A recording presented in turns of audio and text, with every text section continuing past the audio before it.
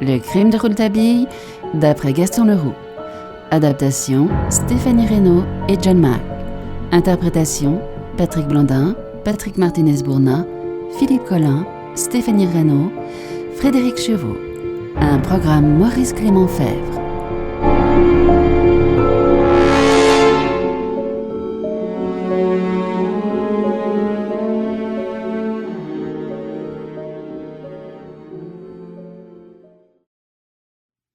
Chapitre 18. Le déjeuner de fiançailles.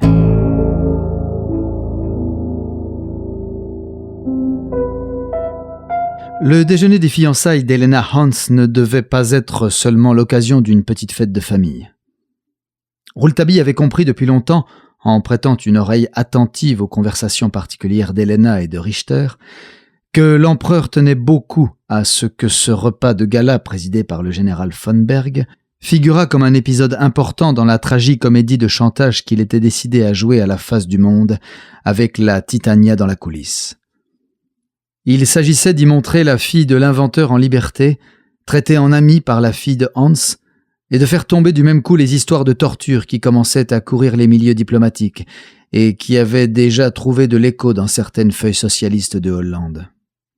C'est également dans le même esprit que Guillaume avait tenu à exhiber à son cortège de journalistes lors de la fameuse visite nocturne à l'usine un Fulbert occupé à des travaux scientifiques. Quant aux clameurs de l'inventeur relatives au mauvais traitement qu'aurait eu à subir Nicole, la présence de la jeune fille au déjeuner de gala devait leur ôter toute signification et, d'autre part, on disposait trop de moyens décisifs sur la personne du père tendrement aimé de Nicole pour craindre sans doute que celle-ci se permît publiquement des propos qui n'auraient pas été du goût de tout le monde. Nicole, invitée par Helena, avait d'abord refusé, ce qui n'avait pas été ignoré de Rouletabille, et ce qui avait déterminé celui-ci à lui faire savoir qu'il fallait accepter. Si, pour entrer en communication avec elle, il avait dû se résoudre à une entreprise nocturne qui n'était point sans danger, c'est que Nicole, pendant quelques jours, ne s'était plus montrée avec Helena chez Richter. Les promenades avaient cessé, et cela avait intrigué d'autant plus le reporter qu'il avait découvert leur importance et leur signification.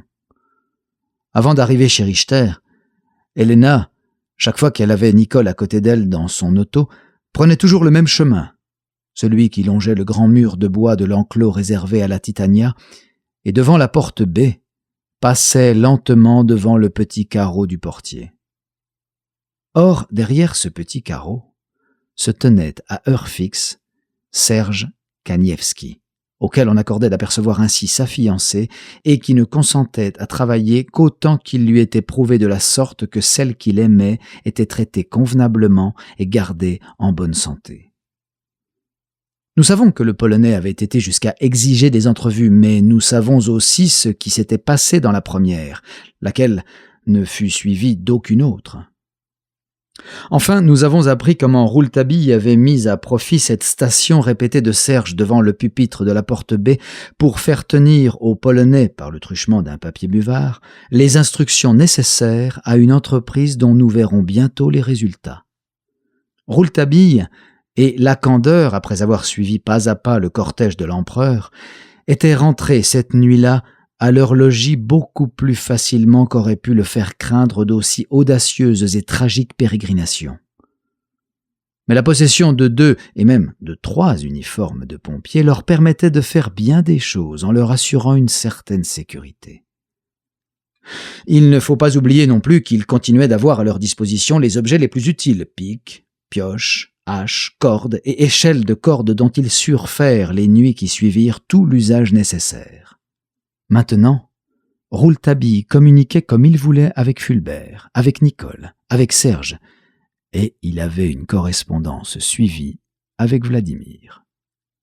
Enfin, pour couronner tous ces beaux résultats, il avait eu la chance d'être invité au fameux déjeuner de fiançailles, et qu'on ne s'y trompe point, cette chance était dans l'ordre des choses.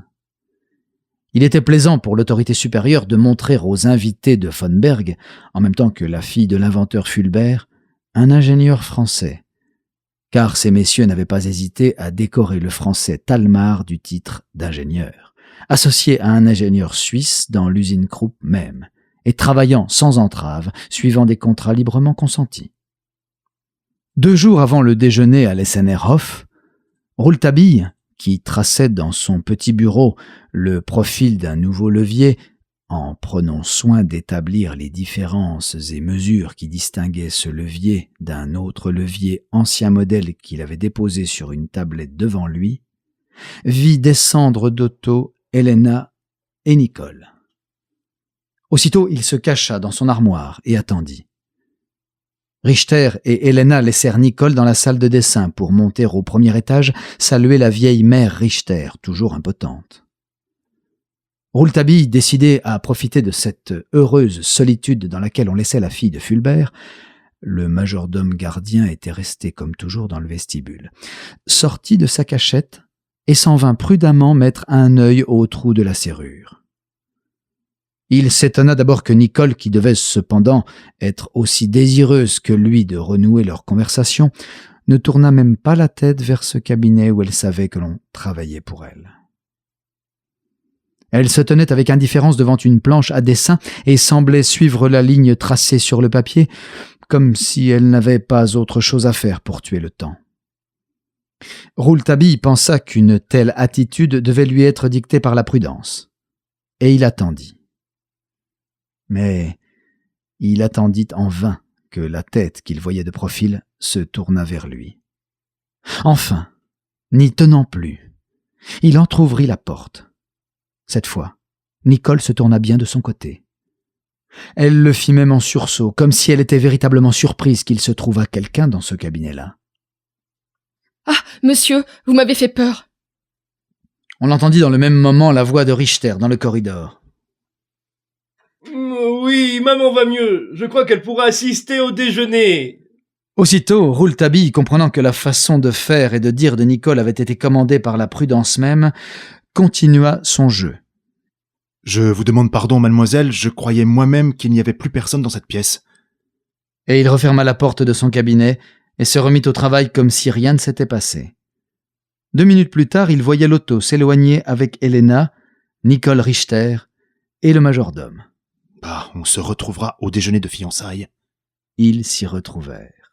Le jour arrivé, Rouletabille se rendit à l'Essenerhof avec Richter lui-même qui le traitait tout à fait en ami. Rouletabille n'était pas le seul reporter français à être déjà descendu à l'Essenerhof. Un autre grand reporter, Jules Huret, nous en a fait la description. Cet hôtel Krupp, Essenerhof, est un endroit bien curieux avec son double escalier à colonnes de marbre rose, à la rampe en balustre de cuivre doré. Il a grand air. Dans le vestibule d'entrée de chaque côté d'une vaste cheminée de pierre, des masques, sculptés, représentent des types humains des 5 parties du monde. Le sol est recouvert d'un carrelage rouge où traînent des tapis. Des canapés et des fauteuils de cuir rouge s'alignent le long des murs. L'hôtel est, en principe, destiné à recevoir des envoyés officiels venus à Essen pour leur commande d'artillerie. Ils y étaient traités en invités et traités royalement. Certains de ces envoyés demeuraient 1 an, 2 ans même, pour assister à la fabrication. De sorte qu'avec ses 50 chambres, l'Essenerhof coûtait quelque chose comme 500 000 francs par an à la fabrique, sans compter les frais supplémentaires. Dans le moment qui nous occupe, il n'y avait naturellement que des représentants des puissances alliées de l'Allemagne et aussi de certains pays neutres. Il y avait aussi quelques journalistes neutres, triés sur le volet de la presse germanophile. Enfin, la plupart des personnages qui se trouvaient dans le cortège de l'empereur lors de la visite nocturne chez Krupp avaient été invités par le général von Berg. Le déjeuner de gala se donnait dans la grande salle des fêtes. Et quand Richter y arriva avec Rouletabille, ils y trouvèrent déjà une société qui était de la plus charmante humeur du monde. Les dames étalaient leurs grands décolletés comme pour un dîner. Rouletabille, en traversant les salons, avait aperçu Vladimir. En pénétrant dans la salle des fêtes, il vit Nicole. Il chercha alors la princesse Botossani et ne la trouva pas. Il s'étonna qu'elle n'eût pas été invitée. Richter présenta le reporter à Nicole. Il avait déjà eu l'occasion d'être présenté à Helena. Un compatriote. Ce doit être pour vous deux une bien grande consolation de vous rencontrer dans cet abominable pays où l'on traite les prisonniers comme des esclaves et où on les laisse mourir de faim. Ah, monsieur Michel Talmar et mademoiselle Nicole pourront faire aujourd'hui quelques bonnes professions, assurément. Il montra la table immense couverte déjà des délicatesses les plus appréciées des palais teutons et des pyramides de fruits, de gâteaux et de sucreries. Nous manquons de tout. En vérité, nous manquons de tout. Nicole et Rouletabille n'eurent pas le temps de se dire un mot avant le déjeuner. Le général présenta lui-même le célèbre ingénieur français Michel Talmar aux principaux personnages étrangers, ne manquant jamais de donner le détail de sa collaboration et de son association avec Richter en pleine usine Krupp. Voilà un Français intelligent et qui comprend véritablement ses intérêts. Il n'est pas allé porter son invention en Angleterre, lui. Il a été plus malin que Fulper. De gros rires saluèrent cette allusion à l'infortune de l'inventeur. Chut, ne faisons pas de la peine à mademoiselle Nicole. Sa Majesté me l'a recommandé en nous quittant. Tout le monde regarda Nicole, qui ne regardait personne, pas même Rouletabille, et qui paraissait plongé dans un rêve très profond.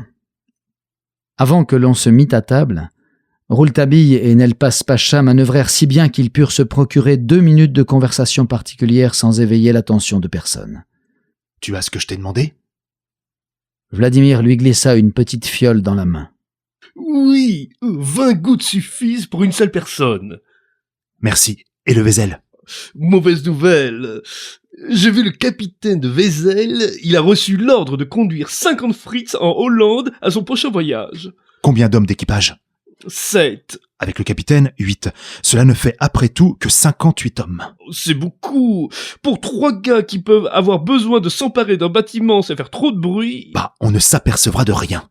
Et j'espère que nous n'aurons besoin de ne nous emparer de rien du tout. Oh, bigre! Je l'espère bien moi aussi. À quelle heure arrivent les caisses à bord du Vézel ?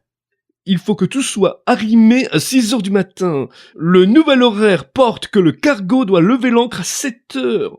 Songez que l'on se sera aperçu de votre évasion à 5 heures du matin au plus tard. Il peut faire beaucoup de choses en 2 heures. Quoi donc ? Aïe bien vous reprendre et vous ramener à l'usine, par exemple. C'est bien possible. Mais ils n'y ramèneront que des cadavres. À propos, cher Pacha, comment se fait-il que la princesse Botosani... Mais il ne put continuer. On se mettait à table. Il était loin de Vladimir et loin de Nicole, entre un vieux Hauptmann, qui se vantait d'être le plus vieil employé de l'usine, et une petite Backfish de 16 à 18 ans, cousine de Hans, qui ne cessa de bavarder et de raconter à Rouletabille, dans ses plus grands détails, un voyage de 8 jours qu'elle avait fait à Paris.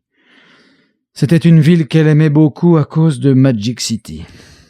On raconte que l'empereur va peut-être détruire Paris, mais j'espère bien que nous ne détruirons pas Magic City.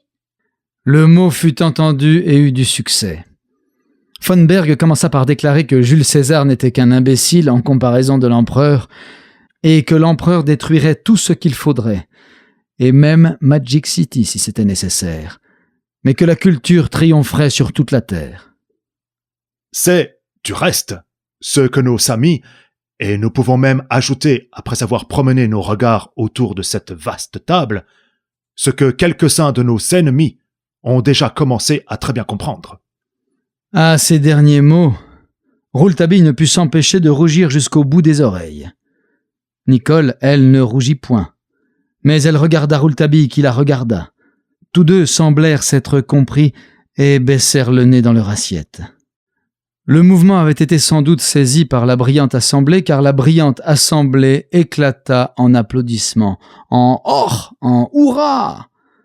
Le reporter songeait moins à sa honte et à son humiliation qu'il espérait pouvoir faire bientôt suivre d'une éclatante vengeance qu'au sentiment de rage et de douleur qui devait habiter le cœur de Nicole.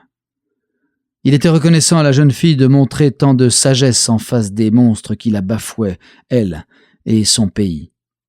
Rouletabille n'avait qu'à se rappeler la fureur et l'éclat qui avait mis fin à la dernière entrevue de Nicole avec Serge, pour donner tout son prix au silence de la fille de Fulbert depuis les dernières paroles de von Berg.